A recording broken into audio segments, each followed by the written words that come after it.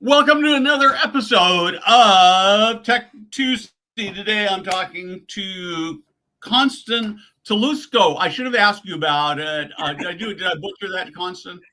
I probably butchered it. It's Costin. Help me out here to get it right. Costin Tuculescu. It's Romanian, so it's gnarly and scary, but Costin Tuculescu. That's what I go by. Great. Okay. And you have developed this new, I know we call it a platform called Joy Living that is very specifically for older people who are living in senior living communities. And AI, so first of all, I'm going to say I'm a huge fan of AI. I use it all the time. We'll get into the intro. The one thing I would just say is there's all this talk about how it's going to put people out of work and all that kind of. I find that I'm spending a huge amount of time with AI. And when I used to write an article in 30 minutes, it now takes me 40 minutes because AI gets involved and it makes it better. Before we get into the conversation, this.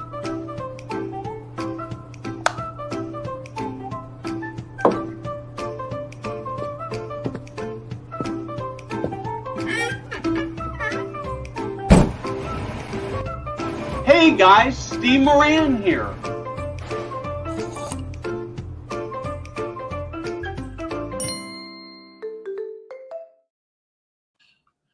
Okay, let's jump right into, I'm going to ask a hard question, and then we'll circle back and talk a little bit more about it. So as we put this live stream out, I'm thinking, and I worry that my audience is thinking, oh yeah, another AI product for older people. Everybody's slapping AI and everything. Is it creepy? Is it helpful? How do you just respond? Why is AI for older people a good idea? Well, I would say that we are in this huge caregiver shortage. That's one reason, right? And we can get a lot accomplished with additional intelligence. And AI is artificial intelligence that can help support people when there's nobody else to support them. So simply put, it's going to give us more resources, more capabilities to help people, keep them on track, help them with their care plans, find out what they need, deliver to them what they need through the help of AI. We're just getting started with figuring out how to use this incredible power. But imagine that every person that needs help will have an assistant just for them, and it'll get to know them. And it'll check in with them on a daily basis, find out how their day is going, find out if there's anything special they need, and then coordinate care around that person. I believe that's the power of AI, and that's how we're trying to bring it to senior living. Okay, I love that. I want to dig into this a little deeper, but there's a guy who I see at Nick occasionally, and he's sort of famous for asking this one question: what's this going to do for me?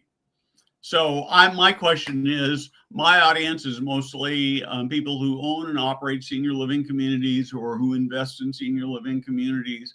What's it going to do for me? Maybe actually, before I ask that question, let's actually maybe talk a little bit about the ecosystem and what you've built, because it's probably hard to answer that question without doing that. Yeah, let's take a step back and go back maybe a couple of years. Back in 2023, Onscreen, the company that I got, cool logo, that's the parent company of all of this amazing Joy technology that we've created. And we initially started with a TV-based product that we sold as a consumer product to keep people connected during COVID. It worked especially well for older adults with dementia, early stage cognitive decline, because families can now simply call using their smartphone, but they would show up on the TV. So we started off with this product. We won the AARP Age Tech Pitch After Dark at CES in 2024 for this product.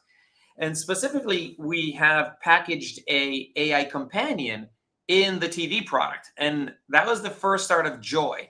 So our TV product not only has the video calling and Zoom calls and cool stuff for taking advantage of the big screen, Joy shows up on your TV proactively and checks in on you and says, hey, how are you feeling today? Have you taken your medication? Is there anything you need? And this became a tool in our little tool belt to support older adults, typically consumers. It was the adult children buying this for their 80-year-old mom and setting it up on her TV. And Joy would check in and bring peace of mind to the adult caregivers, the family caregivers, right? So then we took the same Joy technology and video calling technology, then we expanded it to tablets. So now you didn't have to buy our $150 device that's sitting up here.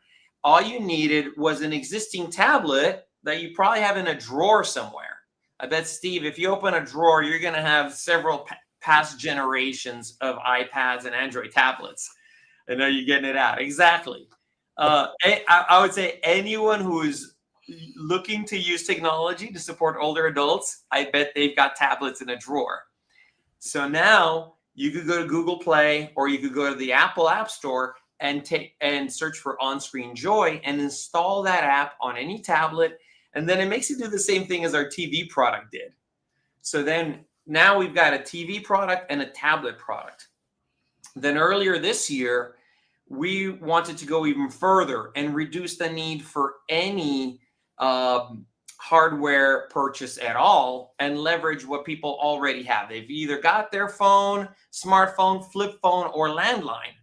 And that's when we launched Joy Calls.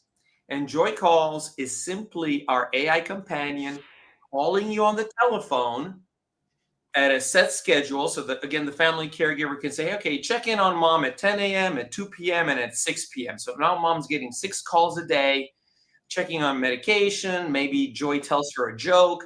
Maybe Joy plays a trivia game. So again, that's also a consumer product to engage older adults and bring peace of mind to the family caregiver. So now that we've got these 3 really cool caregiving products to support family caregivers, we wanted to do something on the enterprise side. So on the enterprise side of things, we've built Joy Living, which allows a senior living operator to roll out all of this resident engagement technology, check-in technology into their community. We've built a nice dashboard they can log into. They can add the residents there. We're working to integrate with a lot of existing platforms in the industry. But then they can just in a matter of minutes, they can start setting up Joy calls to start checking in on residents. So now a resident will get a call in at 10 a.m. Hey, how's your day going? What are you looking forward to? Is there anything you need? And the AI will have this conversation. It'll capture the entire transcript, and it could even raise alerts. It could send updates to members of the staff. We even have a dashboard that shows, urgent issues based on resident. So that has become our Joy Living AI enterprise platform. And, not only do we have Joy calling out, we also have Joy being able to answer phones at the community. So we also have an AI receptionist platform specifically built for senior living operators to take advantage of, having this voice AI throughout the community, saving time, answering frequently asked questions, answering questions about today's activities, and just supporting residents 24/7 with, really high quality attention and responding to the needs. So hopefully, Steve, I know that was a mouthful. Hopefully that made sense. Yeah, so it sort of makes sense. So let me see if I can sort of walk through this on kind of an itemized basis. Again, looking at it from a senior living community situation. And so first off, of course, I'm this family caregiver. I've written about it. My audience knows that with my stepfather. He's in a small residential 6 resident community. And one of the things that I look, there are 2 things that it's a great place. I love them. There are 2 areas that I wish there were better technology for, and maybe this is it. So you may change my life on this live stream. So the first is that he still gets bored a lot. And he gets bored because he's got dementia. And so the community could have this great activity. He could be engaged for 90 minutes or 2 hours. and 15 minutes after that's over, if he's got a half an hour downtime or an hour of downtime, he has no memory of that and he's bored. And so the question I have is how, Keen, are there sort of things that could interact with him? I think specifically of the work that John Zeisel is doing. He's got a really interesting platform for dementia to help ask the right questions that help. And I'm thinking integrated into that could just pop up on his TV would be really an amazing thing. The second thing is that he doesn't have a lot of friends. We got some family members. A couple of his friends are still alive. They try to call his cell phone. Sometimes he answers it, sometimes he doesn't. His voicemail gets full and nothing happens there, and it's terrible. And so I would love to have an app or a phone number they could call that would show up on his room TV and say, "Hey, Gary, Bob's calling you. Do you want to talk to him?" And Gary could say, "Oh, yeah, I want to talk to him." Or he's not in there and he ignores it. Nothing happens. So do you solve those problems? Yeah, I think we can solve every one of those problems through our Joy Living platform.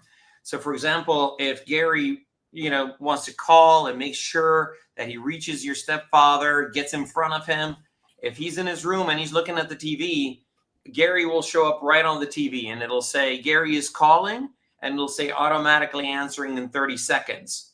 Now, if he wants to cancel that call, he can hit cancel on the remote. Otherwise, the call just goes through and he doesn't have to mess around with any remotes, doesn't have to, deal with technology. It's fully automated.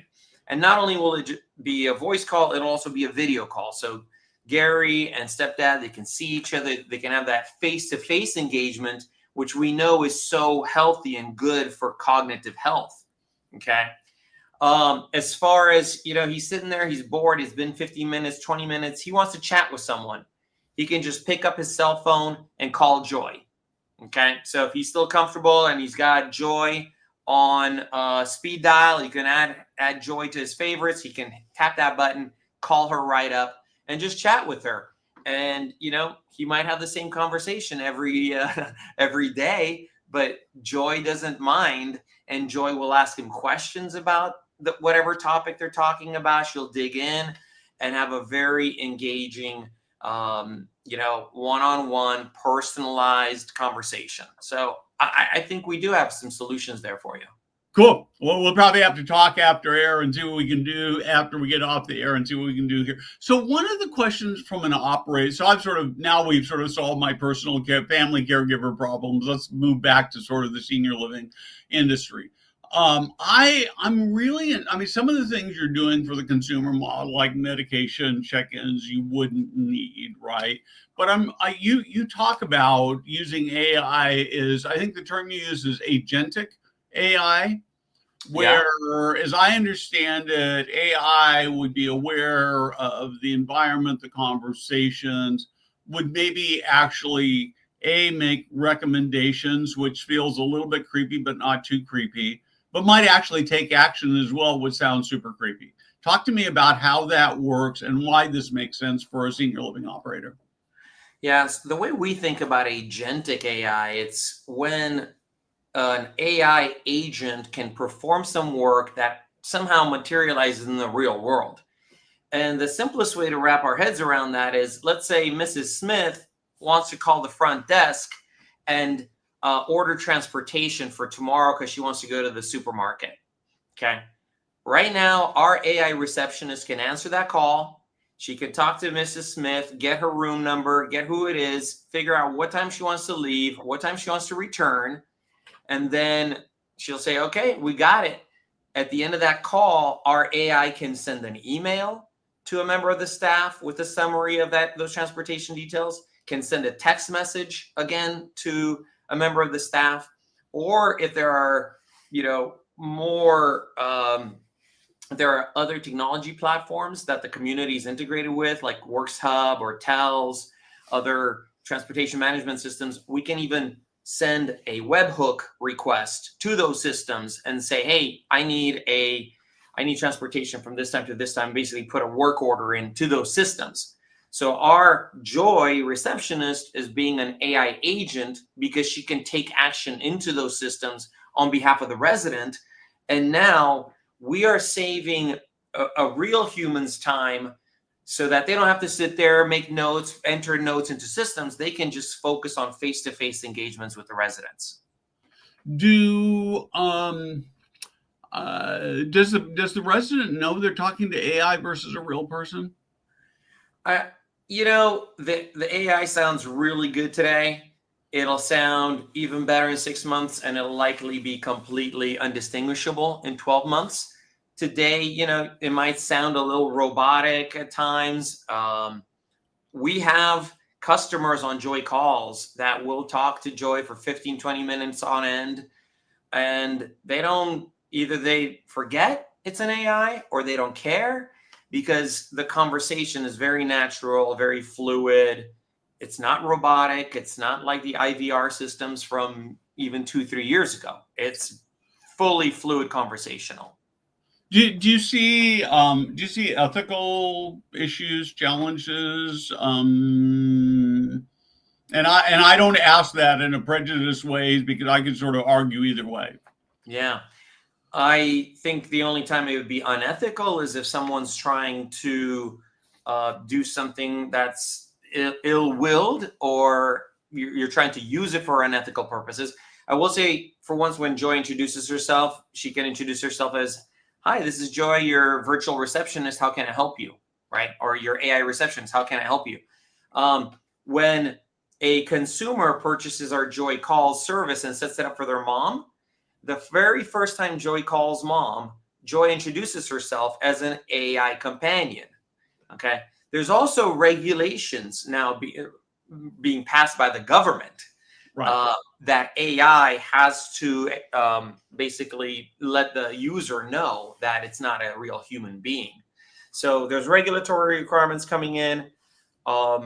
It's very easy to make sure that the AI announces itself as an AI person. But what we've seen is, after a couple of minutes of talking to Joy, people don't care. Yeah, it's so creepy. I'm actually working on a couple of big projects with AI for some articles I'm working on. And I spent like 45 minutes having a conversation with Chat GPT, and I kept having to remind myself that I'm just talking to, it was all typing. It wasn't verbal, but it was like, I'm not messaging with a real person. This is just a machine that has access, and it's really remarkable. Okay, so I'm a senior living operator, and let's start with the cost. Let's start with the thing that everybody wants to know. What's it cost? Yeah, the way we've put together a pricing model for Joy Living Enterprise is we have a flat rate model that's a monthly cost to turn on the platform, essentially, for the community. That allows them to add all the residents in there.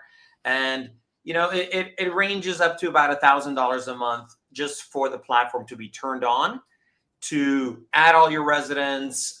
You can set up their preferences, set up a schedule of outbound calls, or we can set up Joy receiving the calls and answering the questions, FAQs, things like that. And then after that, we have a usage model. So our usage model is around 20 to 30 cents per minute. Okay. When Joy is speaking, answering calls or making calls out. So pretty straightforward, predictable pricing based on the amount of phone calls you're getting, amount of time your people are currently spending time on the phone, answering questions from residents. Okay. And let's say I've got my stepfather, and he's got 20 family members and friends. Does that increase the cost, the number of people who are connected? So if your stepfather had our TV product or our tablet product, and they are calling him, there's no usage fees for that whatsoever. Okay. Right? Okay, that's just them video calling. There is, our TV product is also part of the Joy Living platform. That's a annual price, because we figure, like, if you want the device hooked up to a TV, that's about $600 a year. Okay. if you want the tablet in the room, that's about $500 a year. But there's no usage on video call usage, 20 people calling your stepfather, nothing extra there. Okay. And so I'm looking at this and I'm thinking, if this could save me, I don't know, half an FTE or a full FTE, because it can take care of stuff that people run back and forth and give residents a better experience. How would I start?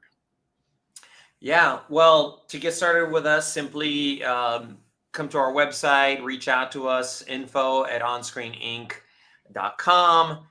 We have contact forms on our website. We would get started by having a conversation, understanding, how many residents you have, how many calls you currently take, and we put together a plan with very transparent pricing, monthly pricing, and then also if there's any hardware involved, that would be annual pricing on the hardware. But very easy to get going. We've got a number of communities signing up. This is a new product. We just launched it in the last month or so. It's been available on the market, but we're getting a lot of excitement. It's like you said, there's an opportunity to save money, but also free up a person so that they are much more engaged in person and face to face, further instead of sitting and waiting for the phone to ring, right? You're also increasing the quality of the offering, because right now you bring somebody on, you have to train them. They have to be able to answer questions about your community. They need to know the handbook. They need to know the policies. Hey, can I have a pet? How big of a pet? What's the weight? If you have that in a PDF or in a Word document, you just give that to us and we train the AI receptionist, and it will always answer those questions accurately.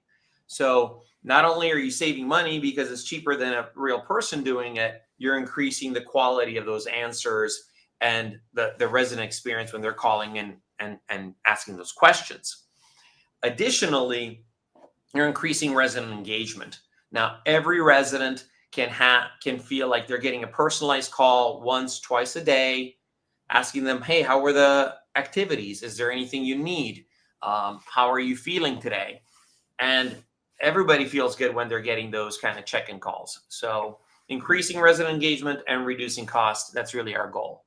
So I don't know whether you've played with this or not, but one of the things I'm really intrigued by would be, rather than just calling up and saying, how are your activities today, those kinds of things, would be, I sort of have this vision, and I think it would be particularly valuable for people who are mid to late, maybe even later stages of dementia, where the system calls up and says, hey, Jada, what a beautiful day out today. Tell me about, the best summer day afternoon you had when you were a kid.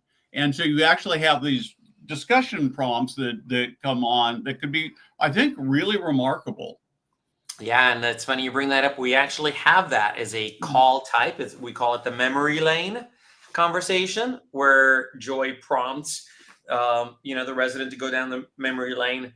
And we're going to be building that out to where those specific conversations, we can even make them available for the families, right? So the way our system is built out, we've got the resident, we've got the staff, but we also have the families. We want to, the families can log in and set up additional reminders for their family members. They can also review some of these calls and make sure that mom's doing well. Of course, everything's configurable based on the operator's needs or how much the operator would want to open up the system to family members. But something like you said, tell me about a pleasant time. All of these memory lane conversations can be invaluable for family members. And the fact that the operator can now even provide that as a amenity, as a service to the family members of the resident, that could be an incredible value add. So go ahead. And I wanted to just add also, capturing the resident's voice and how excited they were about the activities from this week and how much they love the activities from this week, and being able to share that with the family members. It gives the family member peace of mind that they made the right choice by moving mom into that community. And it constantly reinforces that over time, that mom is thriving, mom is doing well. And here's the proof of it. There are a lot, daily or weekly conversations where mom is saying these things. So I really like this a lot. One of the questions that one of the things I couldn't quite figure out is, it sounds like your system does some monitoring of the environment in the room. And I think mostly I saw it in context of sort of things that might be a safety hazard. But are you actually incorporating sensor technology? There's a huge amount of conversation about sensor technology in terms of fall detection and sort of the almost old school part of it, but mostly just monitoring changes in behavior and health condition that would give early warning where you might need some interaction. Yeah, we're staying away from sensors and monitors. We've already built way too much, and we got to get to the market. We do the conversational analysis. So if somebody is talking about something that's concerning, our AI will pick up on it. If someone's very sad, if someone says they I don't know why I'm even living anymore. Things like that will trigger alerts in our AI, and it could go to the staff, it could go to family members. This is all configurable by the community. We also have some call types where we just check in on the mood and we check in on pain levels. So Joy will call the resident and say, hey, good morning, Mrs. Smith. What's your pain level today on a scale of 1 to 10? And Mrs. Smith might say, oh, today I woke up with some back pain. I'm like a 7. And then the next day, if she's at a 9, that'll alert, right? Same thing with the mood. We'll ask, hey, on a scale of 1 to 10, how happy are you today? So if it's a 2, that's very different than an 8. And all of those can trend over time. We have graphs on a per resident basis, and we can trend their mood, their pain levels. We can even do things like activity levels, but all through conversation. So no need to set up sensors, deploy technology, manage technology. It's all just over a phone call. Okay, terrific. And one of the things I should have asked about earlier and I didn't is, as an operator, what do I see? Do I have a dashboard? Do I get text message, emails? How does that work? Yeah, so it all starts with our enterprise manager dashboard, where the operator and their staff, they get logins, they can see all their residents. If the residents have devices, they could see the devices being online. They can call the device. They can manage all of these things, calling into the room or setting up reminders or whatever for the TV or for the tablets. Or they could do the same for setting up routines with Joy calls. Then, depending on how they want to configure it, you can have urgent notifications go to SMS. They can go to email, or they can go to third-party systems, and we can, do webhook calls into third-party systems. So very flexible, powerful technology platform for any kind of operator, large, small. We can meet their needs. So, a final question for you. It's now 2035. And the Joy platform is in millions of homes, hundreds, maybe thousands of senior living community. And what is the thing you're going to look at that and be most proud of? What are you going to be going, oh my God, I can't think about that? And what would be after that? I love that vision, Steve. That's I'm going to make a vision board of that. Good. One thing that I've learned as I've gotten more and more into the senior care industry, age tech, is there is a huge amount of loneliness and isolation. And it's actually not even just older adults. In society, in general, there's huge amounts of loneliness and isolation. I would love it if all of these Joy assistants that are either on TVs, on tablets, calling people on the telephone, once we have all of this out there, this platform actually helps people find each other and find people that have common interests together and, set up phone dates. And I'm not talking romantic here, but I'm just talking about, what if across those millions of joy interactions, we find that two fellows were on the same battleship in World War II, or two ladies were in Vietnam at the same time, and they served at the same camp, right? Imagine if we could bring those people together to have a conversation. And Joy might be able to find that, because Joy is having hundreds of thousands or millions of conversations a day, and we can bring people together. That would be an amazing dream of mine, to actually reduce loneliness and isolation by connecting humans, not by bringing AI to humans. I think that should be the ultimate end goal. I have to tell you, I love this so much. One of the things I'm spending a lot of time thinking about in senior living is, in senior living today, we spend a lot of time looking at how to provide good care. We spend a fair amount of time, I think we've got a lot of room to go into how to create better, enriching lives, but even that's still mostly entertainment based and not necessarily purpose based. And I think that's a great opportunity.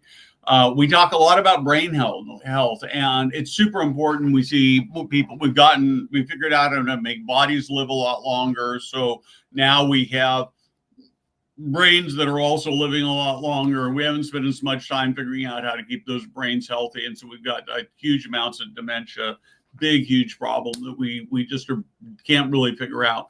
But the one thing we're not hardly talking about is the one thing that actually makes us happiest. And it's the thing you were just talking about. It's the human connection. And I think the sort of a knee-jerk response is, well, that's really important for people who are extroverts, and that's only about 15%. But the truth of the matter is human connections is what makes everybody happy, even introverts. It just looks very different for introverts than it does extroverts. So I applaud that a ton. I think that is a worthy goal to change the world in ways we can't even imagine. Yeah, and I appreciate the love there, Steve. It's huge validation for our vision, and hopefully we can get there. I will say, selling into senior living, it's not the easiest industry, especially selling tech. Everyone's a little nervous about AI, unsure about AI. We're on the forefront there, showing how to leverage AI to deliver better care, save money, and improve resident engagement. Hopefully we'll get to those millions of joys out there in the world. Yep, absolutely. Thank you, Costin. Thank you so much for joining me today. Sort of give you last 30 seconds where people can find you. Anything you'd like to say? Firstly, thank you again, Steve. It's been a pleasure chatting with you about these real issues. Extremely important stuff. Secondly, we invite anyone to reach out to us. We have a short URL. It's joyliving.ai, or it's onscreeninc.com. But joyliving.ai will take you directly to our Joy Living Enterprise platform. Come try out. We have a 30-day free pilot with communities. You can try it out on a subset of residents, see how they enjoy talking to Joy, and let's see how AI can bring your community into the future. Terrific. Thanks so much for joining us, Jada. Thank you for producing in the background. And I hope you all have a great week of making the world a better place for older people, team members, and their families.